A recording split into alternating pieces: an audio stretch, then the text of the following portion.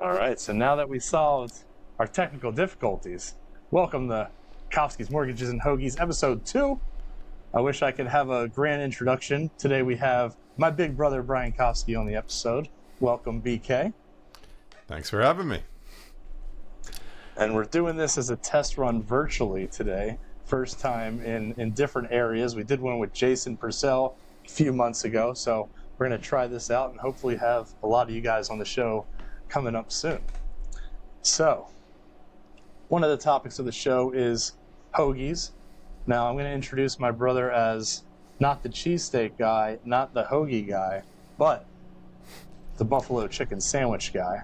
Ooh. So, we're going to start off by asking Bryan, down in South Florida, where is his go-to places for the best buffalo chicken sandwich? You know, Adam, you really did your research on this interview. Yeah, I am kind of a buffalo chicken connoisseur. At least our dad says I am. I think one noteworthy one is Landlubbers in Sunrise. In Wellington up here, I like JoJo's Bar and Grill. And I feel like where can I go that I know I'm going to get a good one? Yeah, I'd say right now JoJo's is the go-to. But another one, I feel like another one is kind of like a sleeper that'll come to me probably during the show. So I'll let you know if that comes back up. Sounds good. We'll clip that out and make sure we give them some strong endorsements here. Yeah, give them the real one.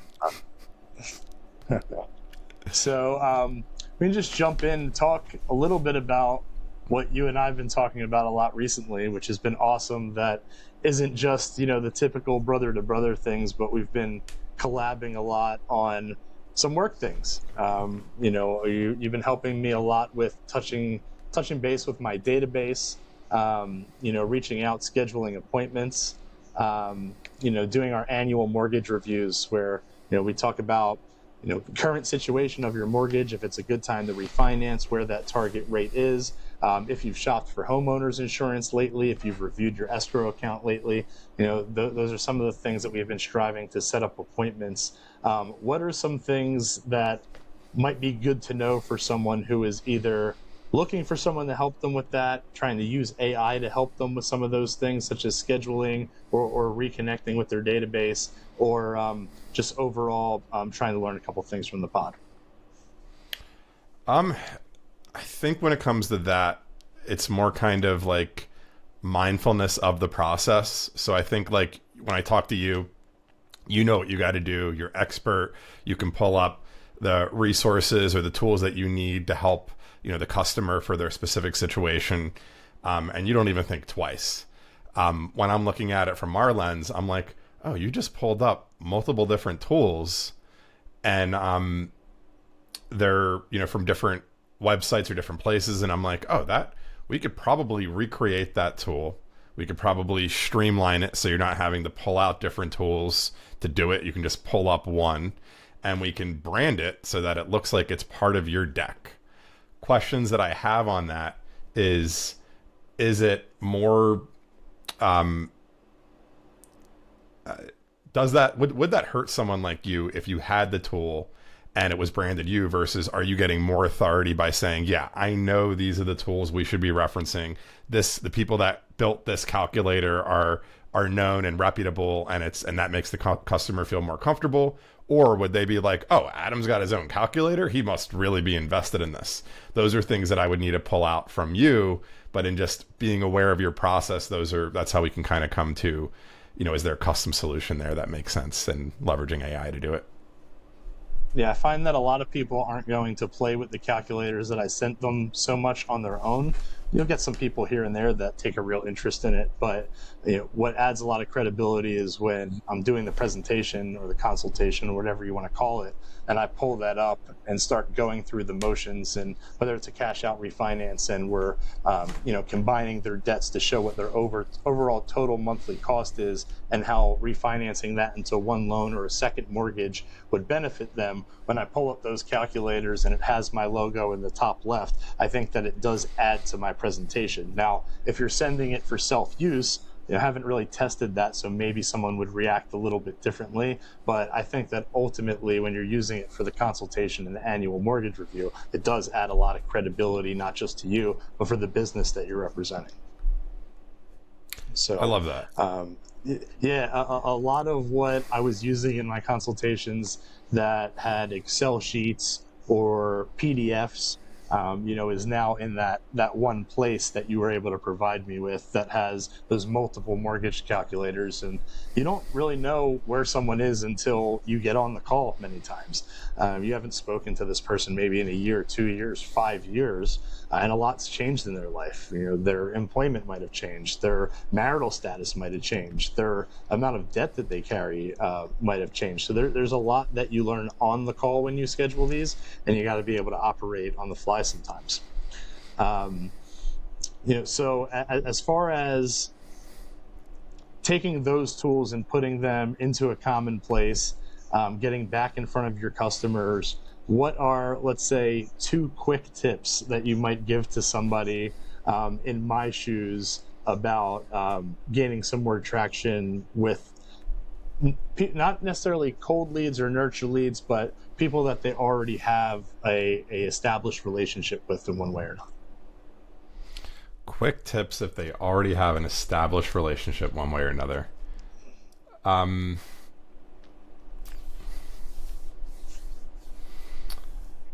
Give me more criteria on it. Is it someone that they already have an established relationship with that they talk to regularly, or is it someone that they would like to be have more touch points with that they don't? Yeah, more touch points for sure. Somebody that they've done business with in the past. Maybe they closed a loan for them, or maybe it was someone that had a really good experience, but for one reason or another went in a different direction for their lending. And of course, they're still a part of your database, and you're trying to keep open that bridge of communication to see if that could potentially be either a transaction or relationship that's beneficial to both of you in the future. Okay, perfect. That helps me. So I've noticed this with like my own like personal brand, quote unquote. That's like a weird thing to say. It's in building. I see it right above your shoulder. Looks fantastic. Thank you. Well, when I say that, I mean, so there's a few ways to do that. There's like you said, there's nurturing plays where you can be doing outreach, but then there's like, how do you stay in front of them in a easy way, no pressure, kind of passive, but still stay in front of them and relevant. So, for instance, when I was, focused on content where I'm having LinkedIn posts regularly, bringing that into a blog and working on like that kind of content flywheel, kind of education, entertaining. It was actually bringing my close network closer, and that was kind of helping find deals. So I would say if you're people that you already have a relationship with, it's more just putting yourself out there, having the systems that enable you and the strategy. Like what are we showing up to talk about? Who's my, like having understanding of who's your ideal customer profile? What do they look like? What are they looking for? What's your positioning? Why you versus the others? Who are you a fit for? Who are you a better fit for than or I'm sorry. They are a better fit for you versus somebody else. Like if you are this person, I actually would be able to help you. If you're this person, you might actually do better with this other option. So it's like really speaking to who the audience is and being clear with that, even before you're like, let's just show up and make content. Like, who's your customer? What's my positioning? And how do I go to where they are in a way that's appropriate? So you could, and you do a really good job on this, where you'll show up on TikTok or Instagram, and when you come to that forum, it's not just I'm coming here to sell. It's there's a because of the platform, it's people are coming here to wind down. They're not actively searching for their mortgage, and you play into that where you're like, I'm having fun here, I'm giving educational information, but you have like your satire with like celebrity news and things like that, and it's entertainment, and that's like a form of they call infotainment, which is very the best part of that is how the text messages I get and the phone calls I get about the social media content, they're always about the things that have nothing to do with mortgages, and they're just silly. It's the AI generated content. It's, you know, the breaking news. You know, Adam Kofsky has arrived and he's here to save the loan. That sort of stuff. It's never the actual thought provoking things that I spend a bunch of time putting together. It's always just the silly stuff that I post that gets the attention, it seems like. Well, it's funny that you say that, because what you might take for granted in what you know and what you're sharing, even that silly stuff with the information you're sharing is going to resonate with the average person.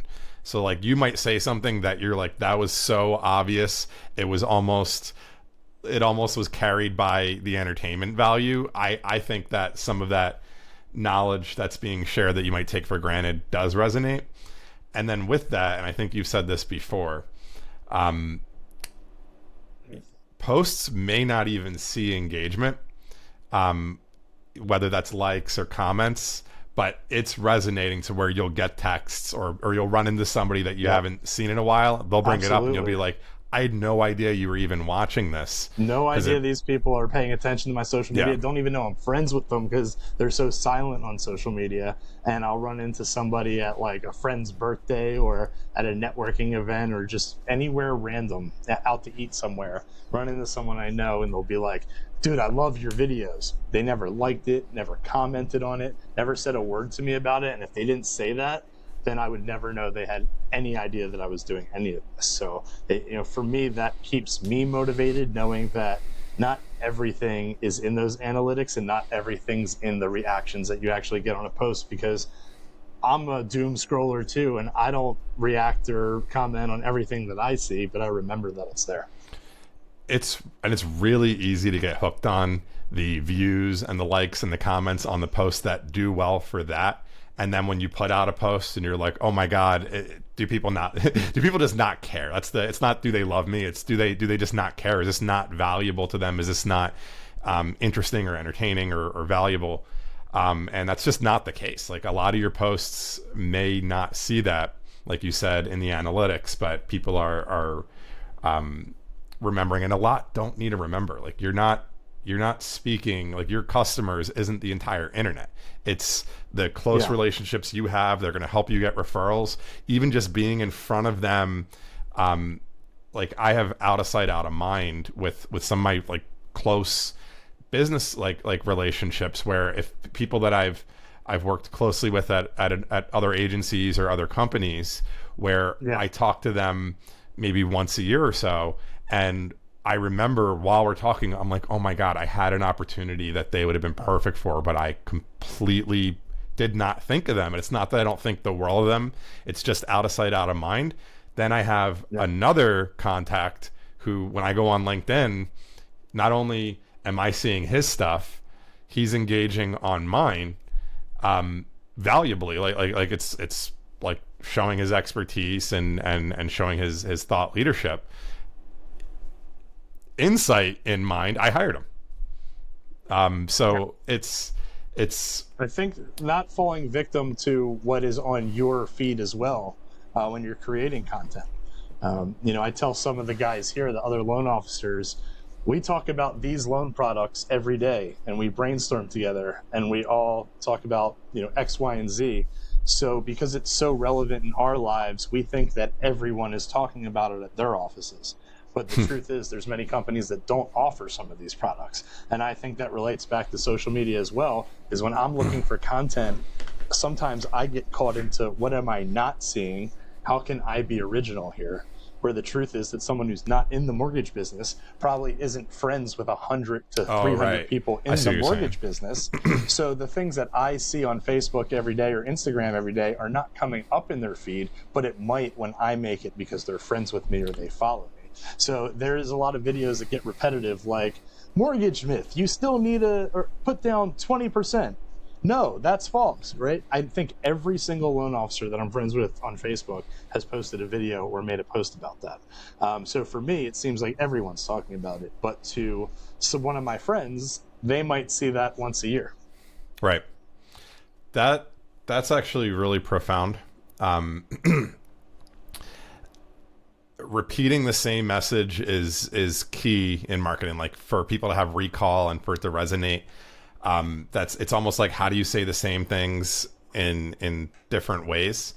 But to your point, I would more like, you can, like, your competitors, you can look at them to see what, like in the YouTube world, they call it outliers, when they're saying, okay, here's the thumbnail, here's the views of the video, here's the titles. What of your competitors actually was like 10x all their other videos, and what was different about that?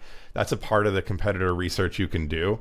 But when you're just thinking like, what's valuable information or what's a valuable concept or take, that's better to come from your network. That's the customer, or even your friends in this case could be a good example. You go, oh, they didn't know that? Okay, then there's a ton of people that I could share this with who also probably don't know that. Or kind of like me, out of sight, out of mind, they do know it, but it's nice to have the reminder because you have a million other things. So for instance, you might have all this debt and not even think of, oh my God, I didn't realize that if I kind of sacrificed this mortgage rate for a higher rate, if I consolidated my debt, it actually is a net positive. You might have known that at some point, but when you're stuck in the hamster wheel, or that you can get a second mortgage, a lot of people don't even know that exists. Right. So that's really profound in what's everybody else doing versus what you should or could do. That's going to benefit the audience or customer. Yeah, and how often it comes up, for sure. As you can imagine, I see this stuff everywhere I go on social media, because it's, what I follow, it's who I'm connected with. After doing this for 14 years, even just at Gold Star, where I worked with 70 loan officers, now we're all scattered different places at different mortgage companies and different businesses, but all still comes back to that. So pretty interesting. Let's see. Switching gears a little bit. Let's see. Is there anything? I guess here I'll kind of toss the potato back to you. In your marketing world, and back to what is a typical day like for you? In the office. Obviously, in marketing, we see a lot of the fun stuff.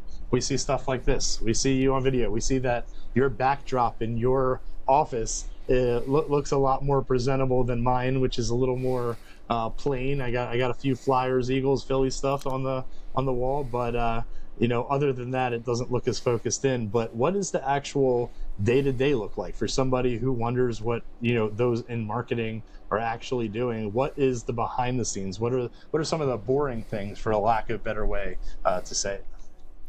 Ooh, what are the boring things? So, what are the boring things? I don't know if I could say that there's boring things, because there's so many. There's kind of so many plates in the air. Typically, especially if you're at an agency, like there's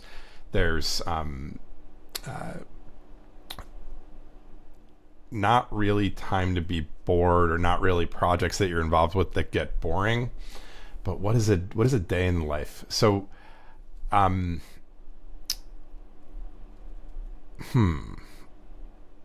would say, like, I wear a lot of hats, so my day could look very different depending on the hat I'm wearing at the time. I was tasked, or am tasked with like owning the SEO department at MDT, like managing it as a business unit. So early on, when I first came in, I was wearing a lot of hats. So it was like getting the footing of how should operations work, how should account management work, what needs to be fixed immediately, what's on fire, and how do we put out those fires, prevent them in the future, and what my role looked like first coming into the department to fix it. It evolves with, okay, these are some things that I could do well, but I shouldn't do, or things that I do well that I don't like doing. So in being in that position, I've kind of delegated some of those things that I shouldn't be doing, or some of those things that I don't like doing, So I can't, it would be hard for me to say I'm bored doing this and I don't like doing that, because I get to, I'd have an easier time like, what are my favorite things? Like, I really like when a client comes with a interesting problem, and having a team where you can kind of compound the solution. So I might hear a problem and go, oh, I think that this could be solved with these 2 or 3 concepts if I put them together. I run it by a teammate, Yeah. and they go, oh, actually someone else is working on something like this over here where they've used this. Does that work with what you think your solution is? And I'm like, oh my God, I never would have arrived there if I didn't bring this up to you and get your kind of spin on it. And that some like, and I can give you a specific time where that happened that was really fun. But it's like not even just one person. Like, it could mutate multiple times, running it by different roles and different expertise, to where you go, there is no way that one person could have made the like most elegant or impactful solution that you eventually arrive at. Like, you might have one person who's a like rainmaker who can really do well, but that person couldn't do it alone if they had access to smart teammates that are, you know, exercising different muscles. So that's my favorite part of my day. Just solving interesting problems. Your celebrity lookalike, some people would call you Tony Reilly from Around the Horn. Now, if you ever watched Around the Horn, you know, Woody Page used to have this whiteboard right above his shoulder, where he used to write different things. Or was it a blackboard? Honestly, so long ago, maybe it was both at some point, where he would write different things on it every episode. So behind you, over your shoulder, I see a book. Does that change? Does that stay? And what book is that, if it does stay? That is Good to Great. Yeah, no, I knew it was there. It changes occasionally depending on what's going on at the time and what resonates with me. Good to Great's been up there for a good while now. Before I had 40X, which is Stephen Covey's son. So Stephen Covey wrote 7 Habits of Highly Effective People. His son Sean Covey wrote 40X, which is the 4 Disciplines of Execution, which is like a traction type of book. And I've also had the Lean Startup, which is totally fitting to what we're doing here, where it's anything that kind of hasn't been explored before. Just kind of, sorry, my phone's hooked up to my computer, and anything where, yeah, right. Anything where you're going into like new territory can be considered like a startup. And one of the concepts that resonates with me, everything that I try to do for marketing and for clients, is like, how do we do that at scale? How do we make that efficient so we're not just doing it one time and then kind of rebuilding it each time? But what the Lean Startup does that really resonated with me was that you shouldn't worry about scaling it before you worry about, is this going to work once? So if you spend all your time figuring out how it's going to scale, but it was never going to work, you've wasted everything. So it makes sense to say, release it with hard work that's not scalable, and if it works, then bring it back to iterate and scale it. So that there's a lot of concepts in that book that resonated with me when I had that out there, and maybe I bring that back for kind of the software development that we're now doing with Codex and AI that wasn't even going on 3-6 months ago. And that book's probably, Good to Great's probably been there for a couple years now. So maybe I bring back Lean Startup. I also like the Rand Fishkin's. When we bring you back on the pod, I expect a different book to be there. Yeah. What were you saying? Yeah, no, thanks for asking about that. I guess to close the loop on it, a lot of it resonated with me in Good to Great. I really like the 5 levels of leadership, like what it means to be a leader, and Yeah, so that's why I got it up there. I love it. I love it. And yeah, the place looks great over there. Nice. I actually have obviously been in that room a number of times and gotten to see the journey that it's taken to look as good as it does now. Definitely came together very nicely. Thanks. Were you able to think of any other buffalo chicken sandwiches that you would recommend in the South Florida area? It's so funny. I can feel the crunch of the sandwich that I bite, and man, every time I feel like I get it occasionally. I thought I was the fat brother. Damn, that was some of the fattest thing I've ever heard in my life. Yeah, I mean there's a lot that goes into the it. Crunch, but I can't think of where the sandwich is. Yeah, it's one of those where you don't think to get it at that restaurant, and on the occasions where I order it, I'm like, oh my god, this is what a chicken sandwich should be. Yeah, and it's gonna. I feel like it's on the tip of my tongue, and I just we'll can't. make sure that we add this to one of the posts when it comes to you. Next time that you have whatever place this is over the course of the next few weeks. You know what they call that in the biz? They call that the curiosity gap. So go down in the comments to find out what BK's chicken sandwich, hidden chicken sandwich secret. Yeah. And if anyone knows, what I'm searching for here, and I keep hearing the same things over and over again, and I've been to multiple espadas up here, but I'm still looking for the great cheesesteak. I know down in South Florida in Hollywood, there's Sonny's, there's Big Al's in Delray, but any place I've been up here is just eh. And how you judge the cheesesteak is by a whiz wit, right? It's like when you go to somewhere and order a regular cheeseburger, the whiz wit. And up here, a regular pizza. There's not a single place that's had the non-processed, disgusting whiz.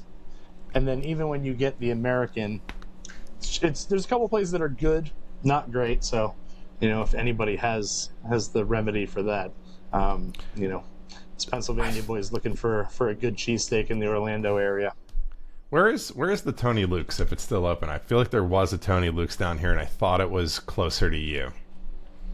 I don't. Jamie, there's one. Can we curse on this? Are you allowed to curse? I don't care. I don't give a shit. Right, well, Jamie, pull that shit up. All right, hang on, I'm looking it up. I think it did close, but I've been at Tony Luke's. It says in Miami. Florida.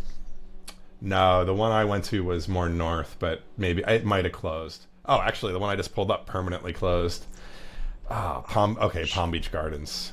Okay, so it wasn't. Okay, so it was actually closer to here. like Jupiter. Right. They have one in Vegas. Not too bad. Because that would have been the winner.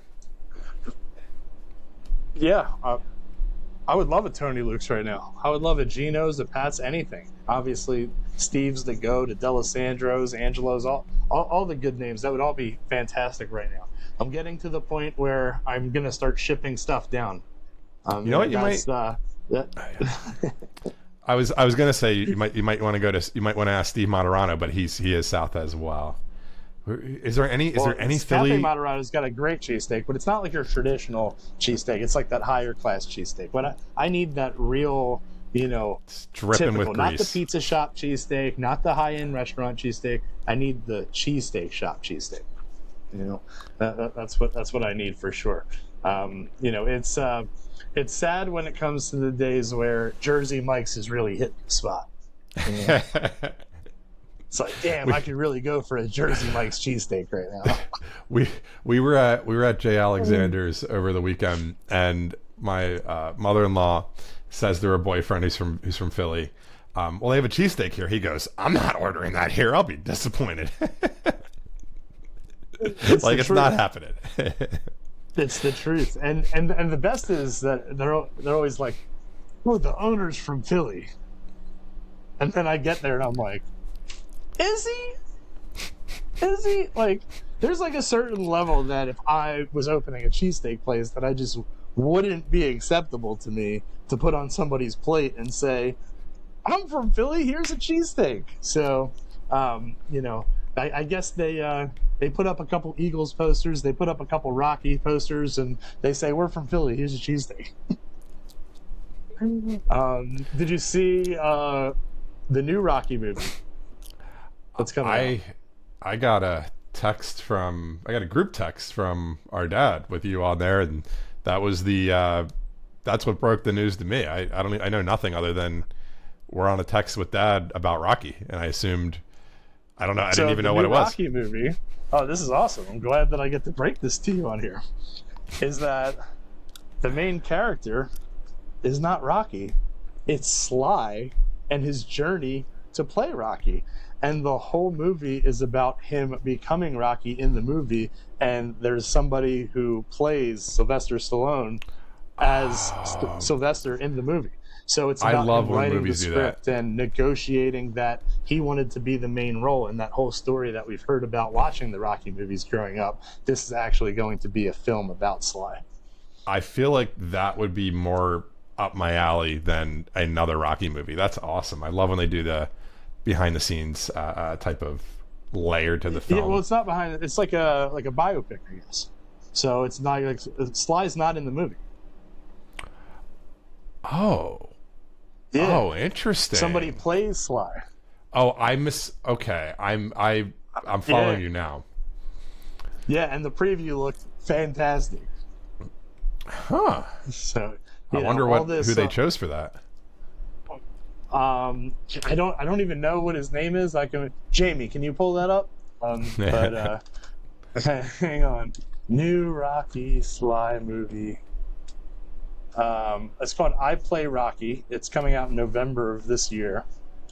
And let's see. It is starring Anthony Ippolito. Is that how you pronounce his name? I'm not gonna butcher that one, but that's as well as I thought it was Robert Pattinson at first. That would have been hilarious. That would be hilarious. I gotta say, the guy actually, I think they casted it well. Yeah, he does have that look. I don't recognize anything else that he's been in here, but it looks like he's got some of the mannerisms down. And I guess it says that they're filming now. All right. Last but not least, I try to keep this somewhere around 30 minutes because I don't think I'm that important to where someone's going to listen to a 3-hour podcast of mine. So before we wrap up, anything that you want to leave us on? Yeah, well, this might be pushing us well past, so feel free to divert. But I was curious if I can.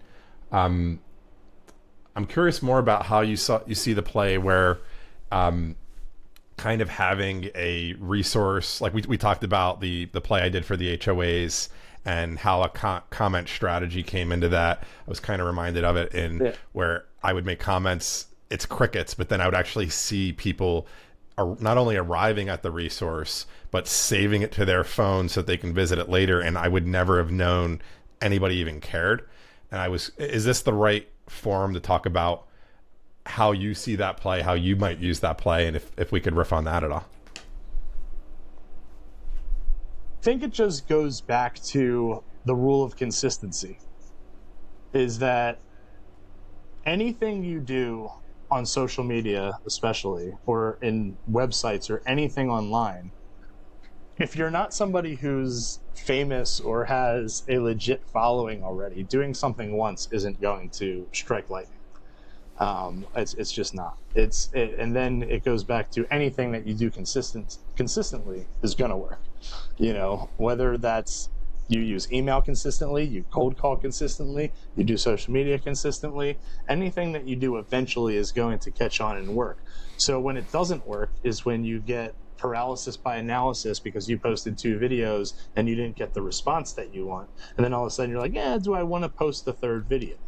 It might take you 5 videos, it might take you 20 videos, it might take you 50 videos, but the only way that it's not going to catch on and it's not going to work is if you read too far into those little details and stop doing it.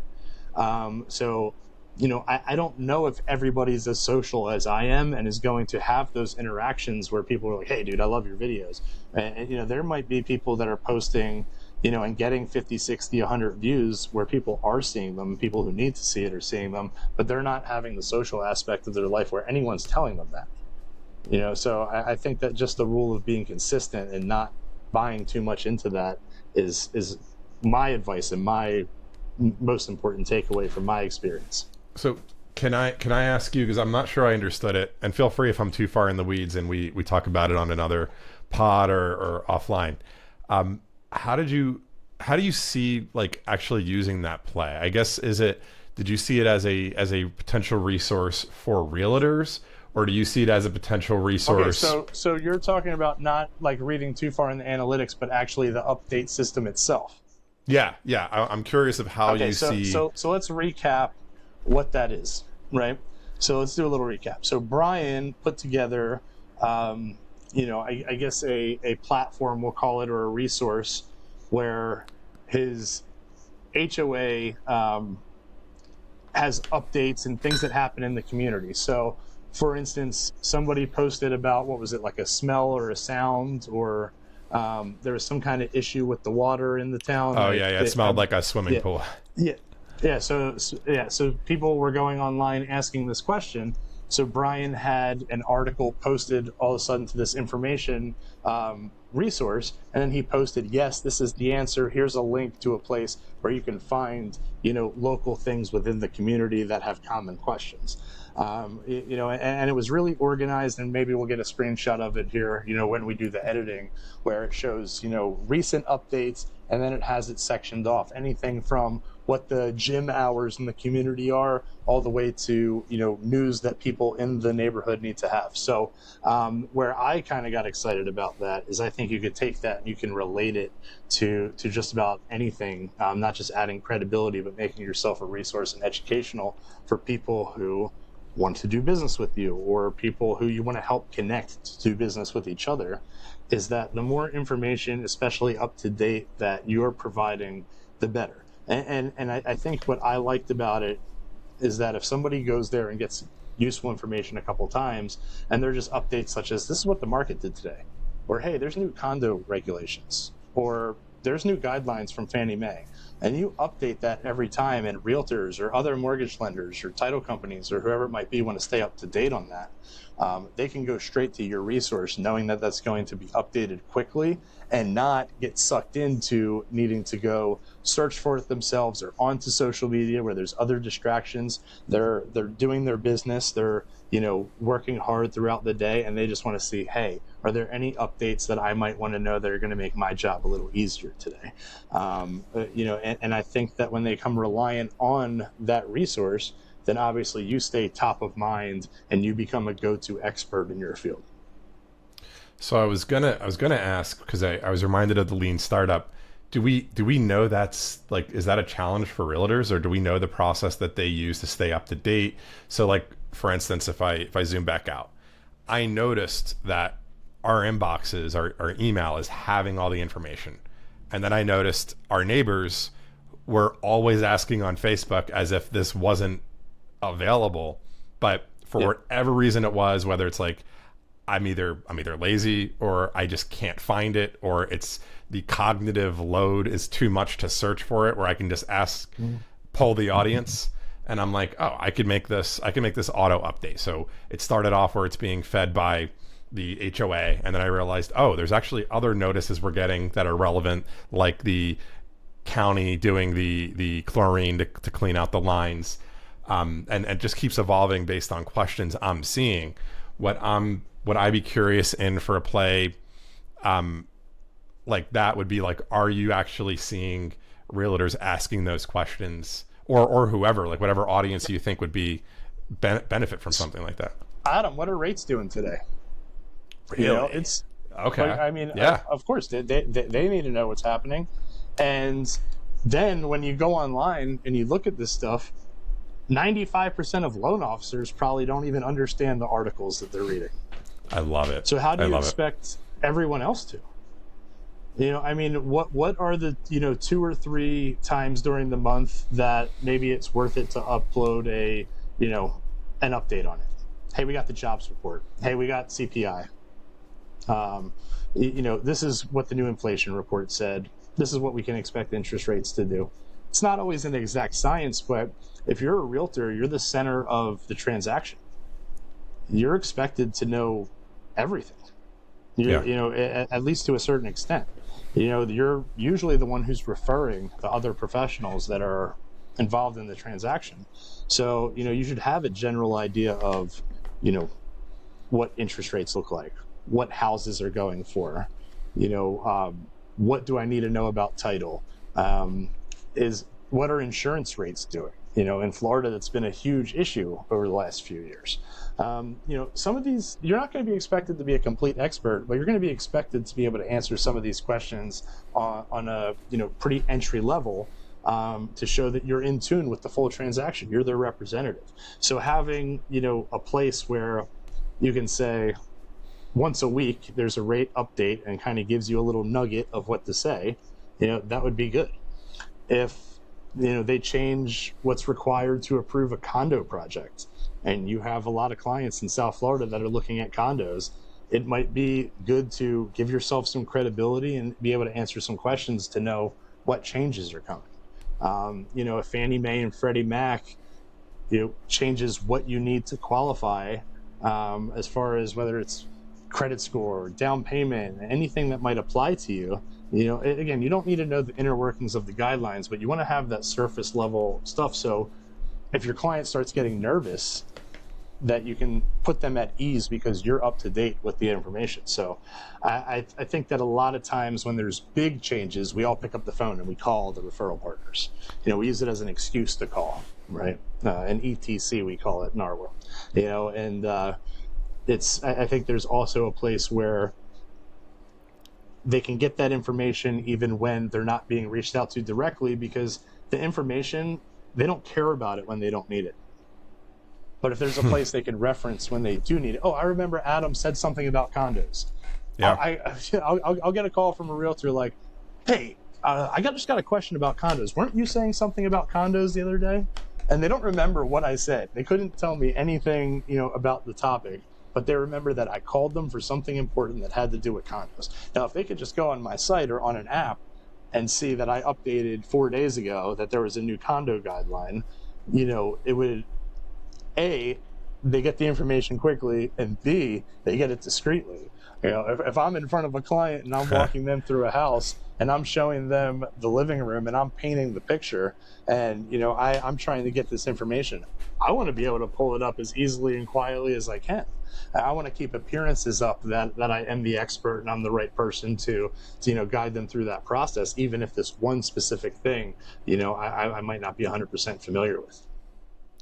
Dude, so not only just to give a window into how that works, the transcript that we're going to pull from this is going to inform the product brief.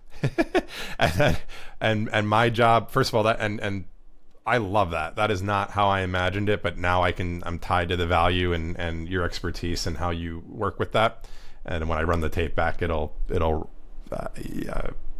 Yeah, that's where my head was going while you were showing me this. As I said, there's a central hub here for somebody to get these updates, because, you know, you're not going to remember the last 6-7 calls that I made to you. It's I don't think that I'm that important to where someone's going to say, Adam called me 3 weeks ago. That was 6 calls ago, and he told me this about condos. Like, but if they remember just that keyword, they know to reference it. Awesome. That's the name of the game. And then my job is to basically remove the friction from what you want to be updated on there, from getting it from that resource, from your head, updated. Any step that we can eliminate, the better. So, like, for instance, the HOA dashboard that I did, it's pretty hands off. Like, updates are coming in. If there's things that need to be gated, that need a person to come in and make a decision that an LLM can't have judgment on, because you can even do that with AI.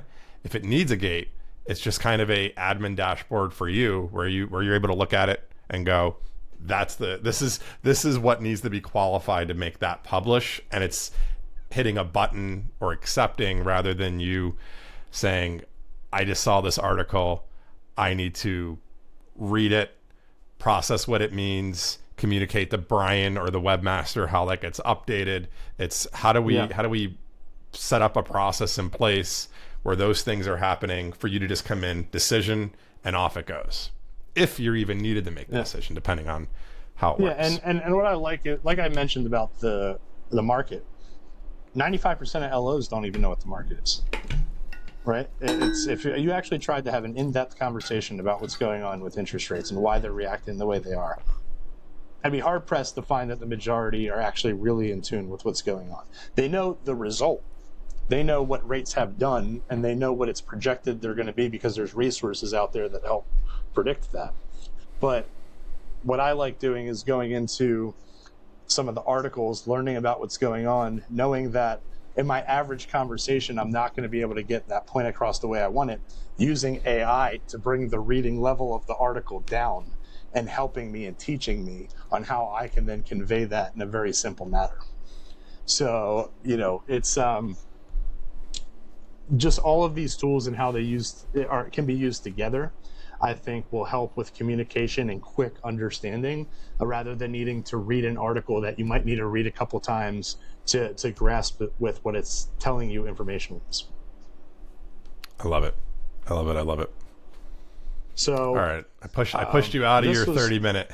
No, this was great. This was fun. I mean, after that, the last 10, 15 minutes was fantastic.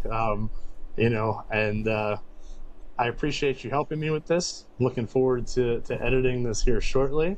Appreciate you being my second guest ever on the show and the first virtual. I'm honored. And I love you, Big Broski. I love you too. Thanks for having me, and we'll catch up. Now I got to read the text from Dad. I got one too. I love you. Love you too. Bye. Bye.